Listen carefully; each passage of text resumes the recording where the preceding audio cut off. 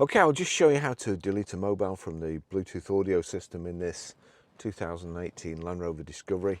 That's the home screen. If you click on that, it's gosh, it's an absolute nightmare. It's just there's just too much to take in. But you've got Bluetooth over right to the home screen, navigation, media, phone. And then if you swipe right across, you've got Bluetooth. So click on Bluetooth, you'll see there pair phone or audio device, pair new device, paired devices, forget all devices. So if I wanted to wipe everything out, I could just click forget all devices. But for this example, just going to go on to paired devices there. That's my phone there. That's the one I want to delete.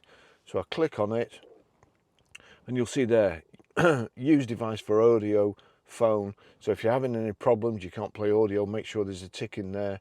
And then you've got auto connect phone, yes, on. Primary phone, yes, it would be. Forget device, that's what I want, forget device. That's it, it's gone.